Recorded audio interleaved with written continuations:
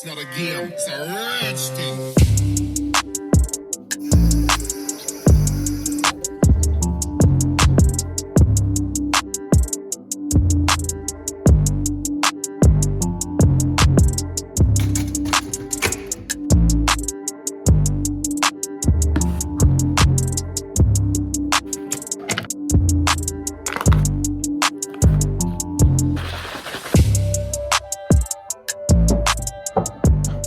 Good morning and welcome to Training for Triathlon, Episode 2. Today I'm going to take you through a full day of eating, what I typically eat to fuel my training, and hopefully provide you some tips with how you can implement these nutrition strategies into your own diet. However, it's currently just gone 6:30 and I have a swim workout to get in at just gone 7, and so we are fueling this session with 2 crumpets, some cluster dextrin carbs, some electrolytes in there, and also BCAAs. Now, I'll quote on the BCAAs, probably don't need them, but I'm also having it for the flavour of anything. I got them, they taste nice and do provide some, obviously, amino acids, because obviously this has no protein. Whether it helps or not, I don't really know, but it's one of them. You can try it if you want. I had it last time. I felt really good in the pool, so that's what we're going to do. So this is a total of just over 60 grams of carbs to fuel the swim workout, which will last about an hour. I am also, and what I have been taking on all my swims, is 200 milligrams of caffeine. I've been taking 2 of these before the swim, about half an hour before. Caffeine is shown to improve endurance and just cognitive functioning as a whole and concentration. So when I'm really trying to focus on my swim form and technique, this has been something that I've implemented, and I think it does work. It definitely gets you in the mood and ready to hit a hard workout. So I'm going to keep taking them. Anyway, I'm going to have this now, and then I'll see you later for what I could say, I guess, is breakfast number 2.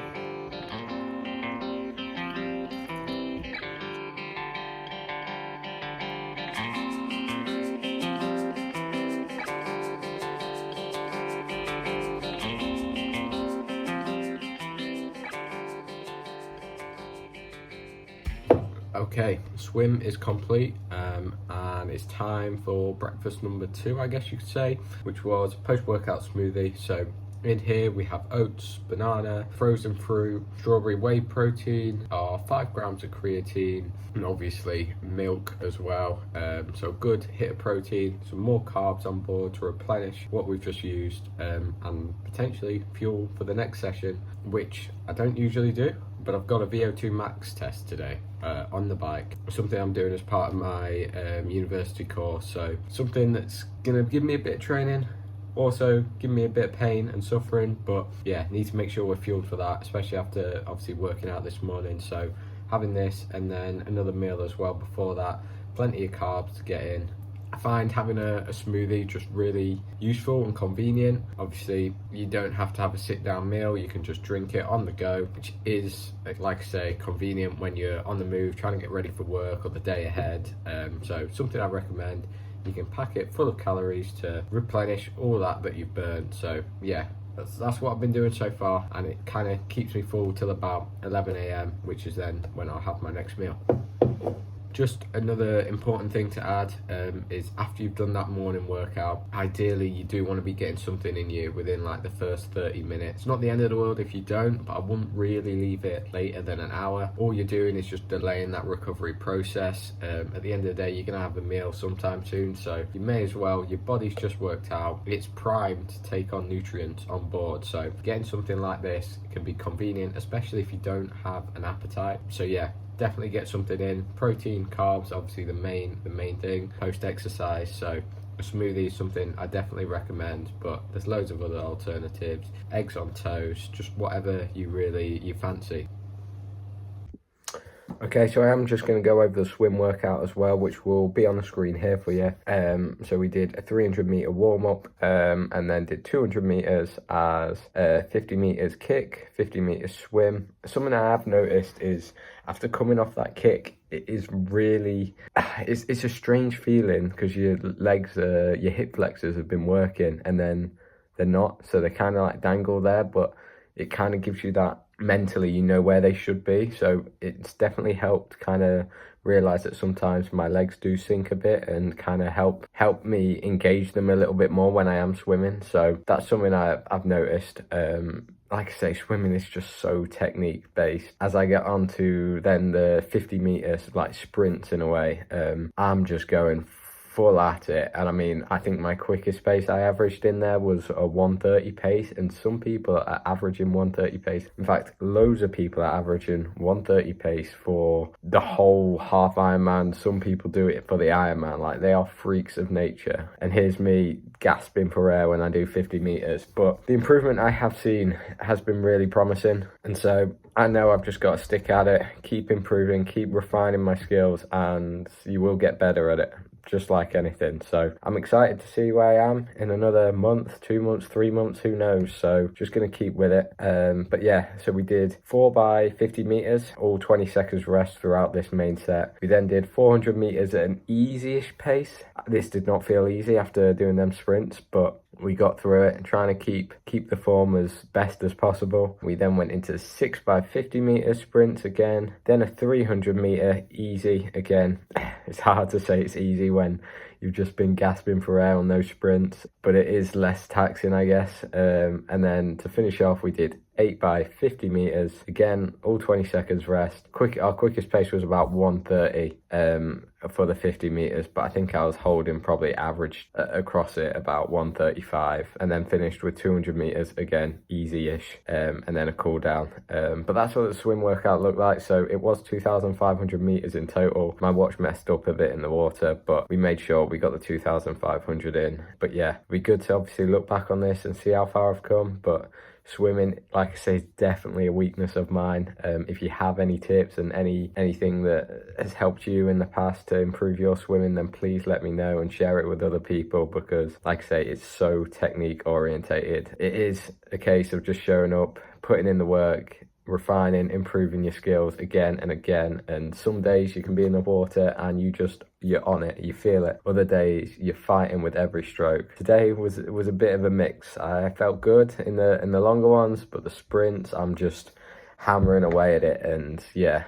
probably technique does go a little bit with them, but yeah, all in all, happy with that. It was really tough, but I enjoyed it, and I'm ready for the next swim whenever that is. So just going to keep improving week after week. You can only put the best in each session. It's up to you. So yeah, excited to see where this will be in the next few weeks' time. But going to get on and see you for the next meal, which I'm going to have about 3 hours before my VO2 max test, just to give it a bit of time to digest. So I'll document that now.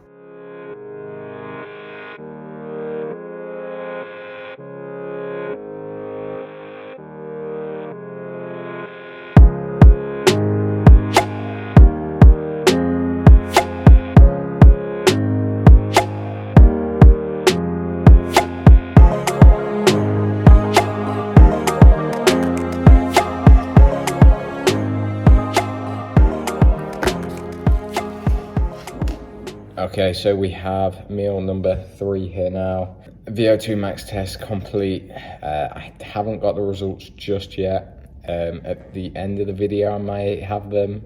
He said it was in the 60s odd, so happy with that.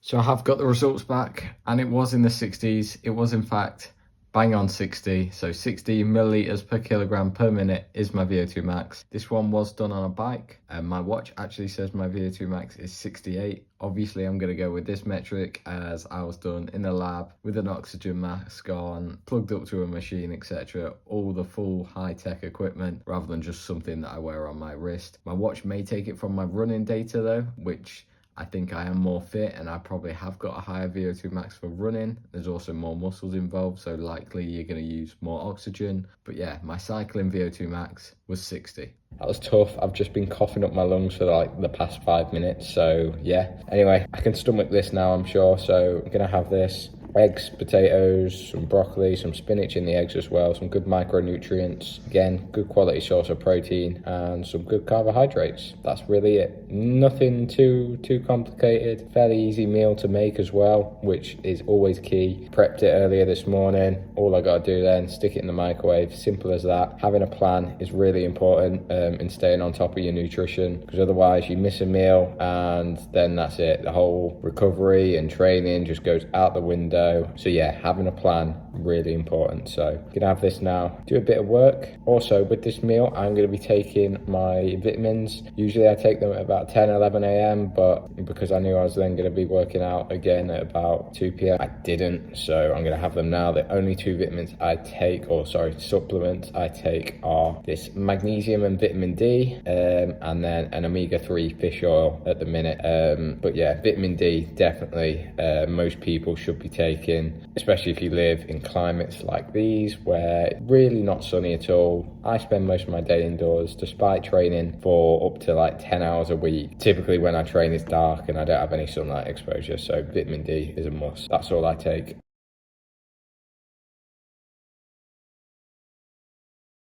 Oh, guys, I can't lie. I've been sat here trying to do some work, and I mean, I'm getting through it, but I'm just getting distracted because I really want to run. I really do. I swam this morning. I'd just done a VO2 max test. I'm amped up. I'm like, yes, this is it. I really want to run just so I can say I've swam, I've biked, and I've ran in the same day. But I'm not going to. I was close. I was very close to. I hardly ever run in the evening. So when I'm motivated to run in the evening, that's when you know something is up. But this is supposed to be kind of like a deload week, a lower volume week, although yes, I'm doing a VO2 max test. Doesn't really make sense, but that wasn't really planned, but you got to enjoy it. And yeah, I felt all right doing it. So yeah, got to make the most of them opportunities to be able to test myself. So yeah, that's that. Rest of the week though, it is supposed to be relatively easy. I do have a 35-minute run scheduled, all in zone 2 tomorrow. I could do that today because I really do want to run and just say I've swam, biked and run in all in the same day, but I like my routine. I know getting up in the morning will be a lot easier if I know I can get that run in and it starts my day the best way. So we're not going to run. We're going to save it for the morning. Yeah, that's that. I mean, I'm overthinking it. I think you have to ask yourself every time, it's like, what is the point of this session? What am I trying to get out of it? And to be honest, if I ran today, I'd just be doing it for the sake of doing it.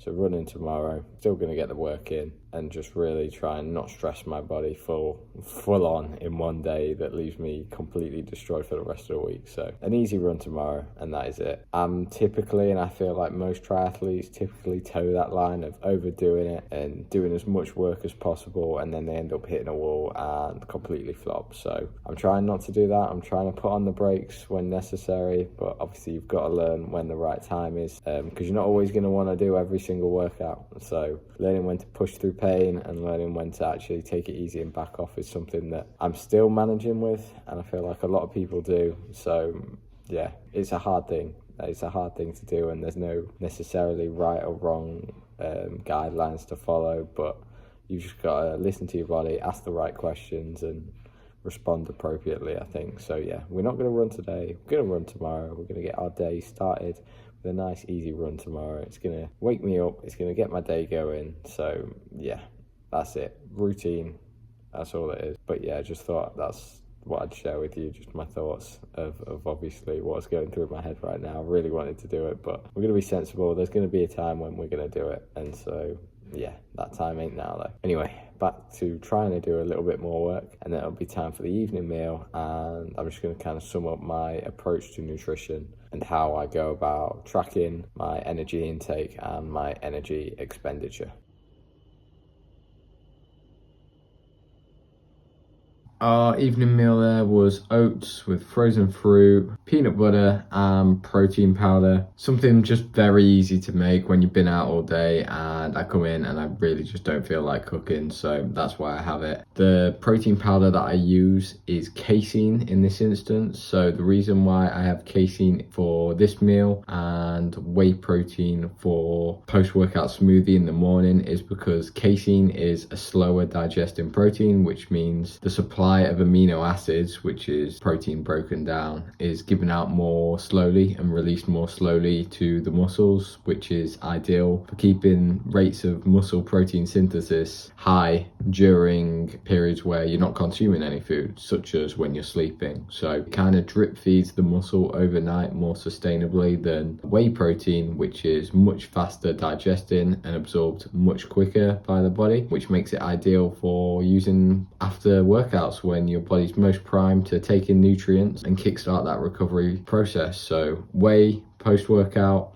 casein before going to sleep is kind of a good rule of thumb there, and a good way to use them. So to finish off this full day of eating, I'm going to talk to you about how I approach nutrition, starting with calories. So I do track calories, and you'll see obviously for these past meals I've had the macros, so the protein, carbs and fat quantities on screen. I will provide them because I do track them. It's not because I'm worried about eating too much, so to say. It's more so actually making sure I'm eating enough, because the foods I eat tend to be pretty healthy and sometimes appetite isn't there and I don't feel like eating. But when I look through the day and I see how much I've burned, I know I do need to eat. And if I don't, that catches up with me. I end up starting to feel tired, fatigued, and just generally not enjoying my training. So staying on top of that is kind of why I track calories as the main thing. Also, it obviously gives me an idea of what I'm intaking, which I measure against my energy expenditure. How I measure energy expenditure is through my Garmin. So this is my watch that I use to track all my activities. So yes, my swim, bike and running, but also just daily commuting. So I bike to university, if I'm walking or going to work, stuff like that. That does obviously burn calories. I know a smartwatch isn't the most accurate. I think it is fairly consistent, but it's not the most accurate measure, but it's a practical measure, and it's ideal and convenient. So I don't actually take everything this says. I times the amount of active calories I burn. I times that by 0.9 and I add this onto what I believe is my basal metabolic rate. At the minute, I think it's about 2,350 calories. So anything I burn on top, I then times that by 0.9 and add that on. So today we've burnt about just over 3,000, I know probably about 3,200 calories. You'll see it on screen anyway. So obviously making sure we eat back the majority of these calories. If I am 100, 200 short, I don't stress about it too much. I do just make sure kind of eat that the following day. Just the main thing, again, like I say, is just making sure we're not digging ourselves into a hole, especially when you do as much training.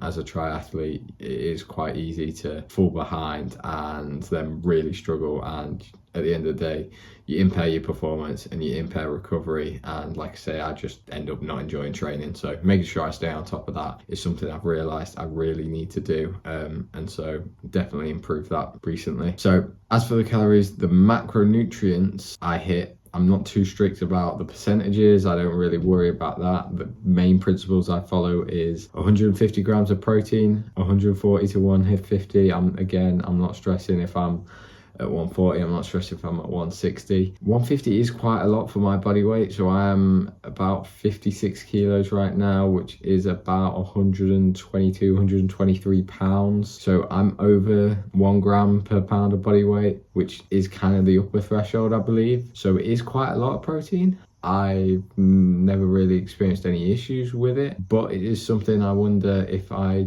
didn't have that much protein and had carbohydrate instead, whether I'd see a benefit from that. So I might investigate that and I might trial that in the future. So potentially look out for a video on that. As for carbohydrates, again, I don't really look into the numbers too much. I know the recommended intake for someone like me is about 8 to 12 grams per kilogram of body weight per day. Again, I think I do kind of hit this on a daily basis. Something that I have started implementing more now is fueling for my morning sessions, especially when they're hard or a longer duration. So I've started looking at about 40 to 60 grams of carbohydrates beforehand, or during my long rides. At the minute, I'm at about 60 grams of carbohydrates per hour, which is definitely helping, definitely making sure that I can maintain that workload. And then finally, fats. I just eat obviously the necessary amount, which I think is about 15 to 20% of total daily intake. So fat sources I have are like peanut butter, avocados, eggs. It's quite easy to get that minimal threshold when you're eating the quantity of foods I'm eating. So yeah, that's fats for you. And then finally, just daily principles I follow is I try and have 4 whole meals a day. So usually that smoothie in the morning, like you saw, first lunch at about 11 o'clock, second lunch at about 2:30 till 3, and then evening meal, obviously dinner, at about 6:30 to 7. That's kind of the principle I follow. And then if it is a higher training day, then I will have carbohydrate snacks, so bananas, English muffins, crumpets, stuff like that, just throughout the day if I need additional carbs. Flapjacks, obviously another good form of that, just to make sure we are hitting the carbohydrates to fuel performance, because carbohydrates are king. And then lastly, arguably the most important, is fruit and veg. So I think I eat pretty well. I do eat a good variety of fruit and veg, and it's something that can be hard, especially when you're on the go and as a student as well. So I typically buy frozen vegetables, so broccoli, spinach, frozen fruit as well, just because it makes it easier. It doesn't go out of date, and you can just stick it in the microwave or boil it within 5 minutes and it's cooked and it's ready. So stuff like that's really easy. So typical veg I consume, which you've seen today, peas, broccoli, spinach, carrots, peppers, and then like I say, bananas and frozen fruit. Beetroot as well, which is potentially very beneficial for endurance athletes as well. So a good variety, eat the rainbow, as they say. But yeah, that's my overview of how I personally approach nutrition. Let me know certain things you might do differently, or other advice you have on my diet. Like I say, I think emphasizing carbohydrates, especially for triathletes, fueling the sessions, is really important. There is new research about low carbohydrate periodization to enhance adaptations, and I've tried it, but I end up digging myself into a hole, like I say, falling behind on calories as well, and my recovery drops, and general training workload is reduced. And at the end of the day, in my eyes, the main adaptation you're going to get from training is the workload. So you're not going to get the same physical adaptation, I think, if you run 12k in a low carb state than 21k actually fueled. At the end of the day, it's workload. So the amount of stress going through your body, your muscles are working for a longer period of time, and that you just can't replace. So I think carbohydrates are king. Make sure you're fueled for your sessions and you can perform each one to the best of your ability, whether that's a long, slow, easy ride or a really high intensity run workout. I think both obviously require carbohydrate, obviously in differing amounts depending on the duration, but making sure you're adequately fueled and you've got enough glycogen in the tank to fuel that session is key. That's my take on it. That's how I approach nutrition. I hope you enjoyed this. Let me know other things you want to see and other tips and advice you have around your own nutrition, so share that down below. But yeah, thank you for watching once again.